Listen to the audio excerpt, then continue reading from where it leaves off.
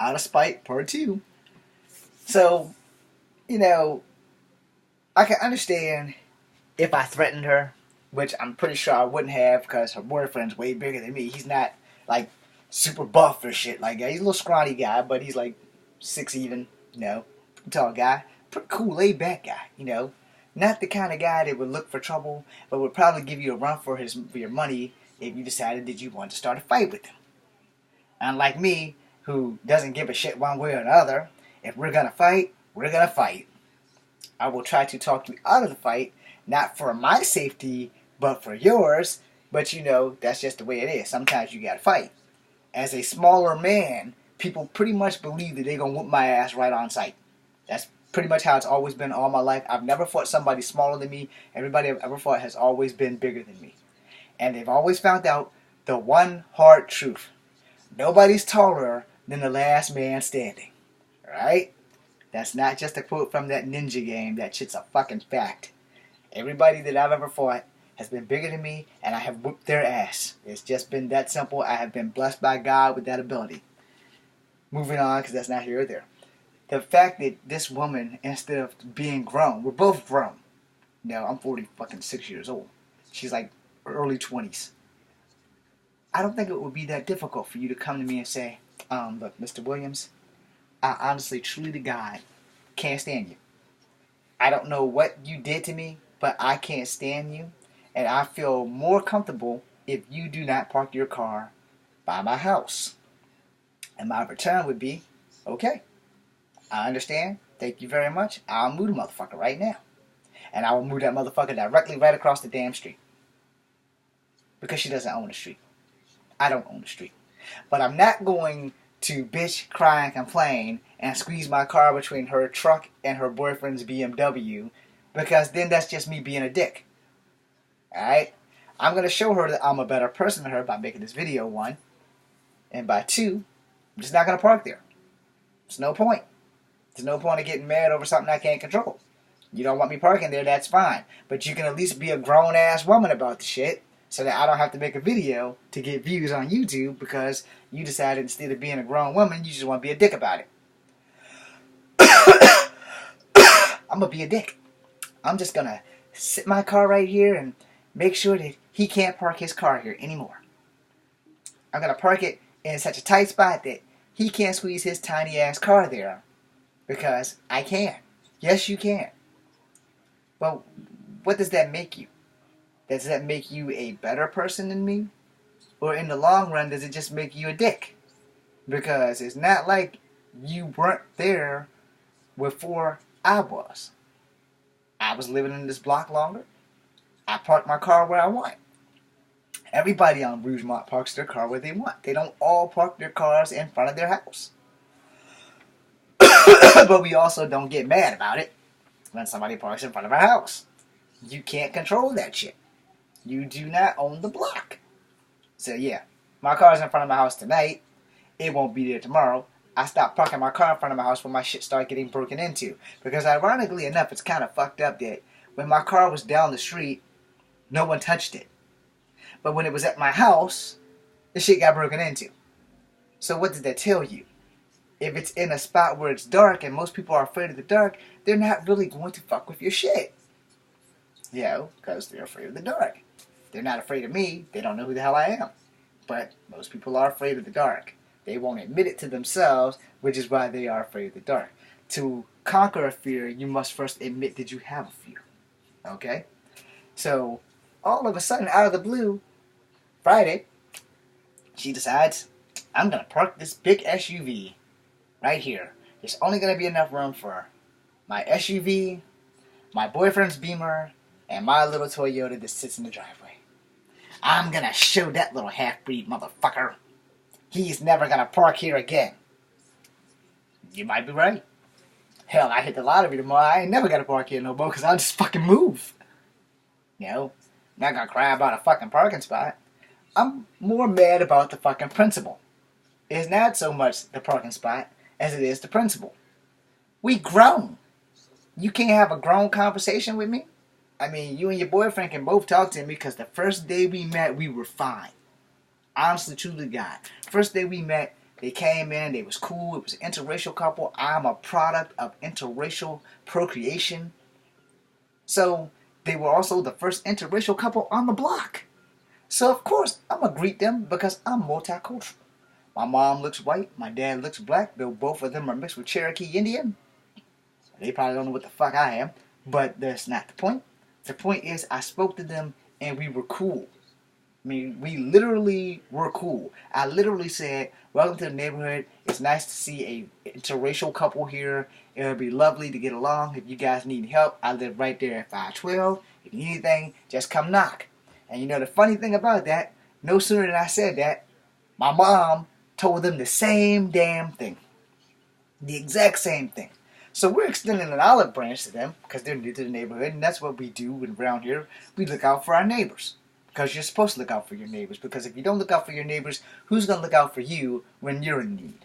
When you didn't get paid this week, so you need a cup of sugar to get you through the day for your coffee, your tea.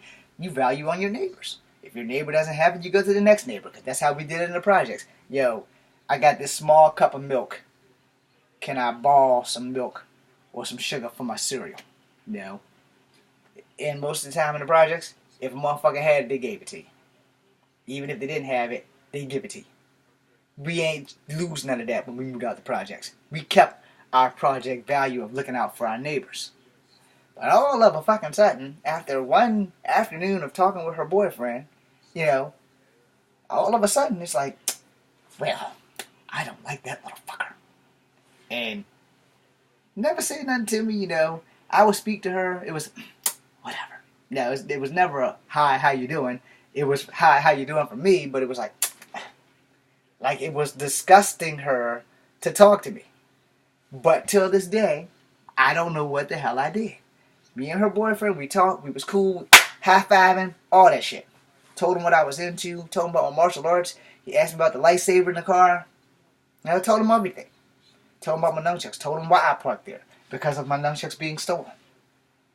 He told her, wait 1 second. From that day forward, she has never spoke to me again. Never. And let me close out with part 2 with this. I would be the same guy that would be the guy in the alley that if she was getting hurt, no matter how much she hated my guts, I would be that same asshole, that piece of shit that she won't let park in front of her yard, that would save her ass because it's the right damn thing to do.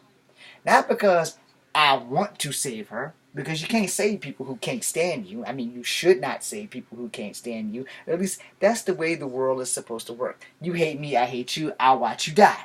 Nah, that's not how I work. You hate me, that's fine. As long as you're honest about it. But that does not mean that I'm going to lay there and watch you die unless I'm wounded. And the reason I said that, because I had a racist incident with a white woman way back in my 20s. And it pissed me off to this day. I don't know if I'm more mad at me or if I'm more mad at the white lady. But I'm still mad about it to this day. Because of the simple fact that I'm coming down East Main Street. I haven't made it to the Sacagawea statue. Mel's is over here. It's loaded with black people. This white lady in a red business dress suit, looking awesome, very beautiful woman, sees me coming. I'm just getting past the V-Dubs. It wasn't V-Dubs at the time, but it was still a bus station. So I'm just getting past those steps, and I'm coming down. I'm like almost where she is. She gets all the way across the street, walks up to where Mel's is, in her beautiful business suit and her pretty face, and comes back across the street, and my blackness went into overdrive. And I looked back and I yelled at her, and I probably shouldn't have done it. I hold myself responsible for that.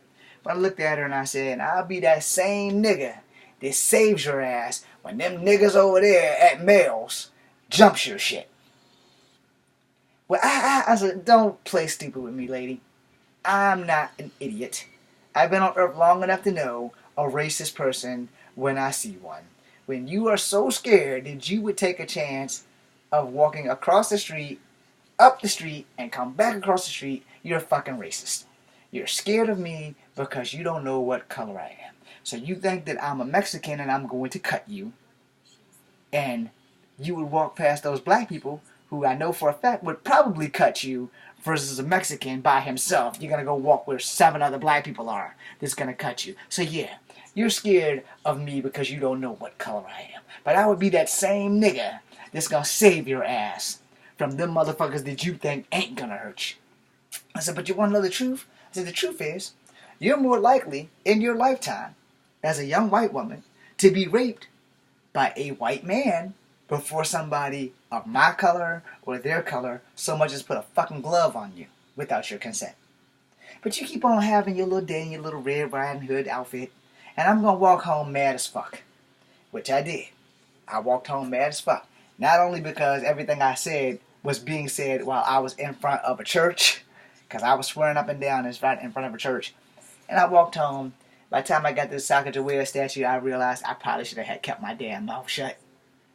But it was just the principle of, you see me coming, you look dead at me, and then you decide to stop. Cross the street. Come up the street, where I know for a fact some hood rats do hang at males, and come back over to where I was at because you saw a man of color that you couldn't identify as either a black or a Mexican. You just decided that you wanted to take a chance and go deal with other black people. So yeah, she was racist as hell. But I was just as bad because I shouldn't have said shit. I should have rose above that shit. Which is what this whole video was about. Me trying to rise above the fact that the young lady does not want me parking in the spot that I've parked at for more than a year before they lived here. And instead of her being an honest person and coming to talk to me professionally like adults would do, well, you know, I'm not going to tell this motherfucker nothing. He's not going to be here on Friday. He's going to wherever the hell he's going. And when he goes, I'm going to park this truck right here. And that truck's been there Friday, Saturday, Sunday, Monday. Today is Tuesday. And I didn't know that it was her truck. I didn't. Stay tuned for part 3.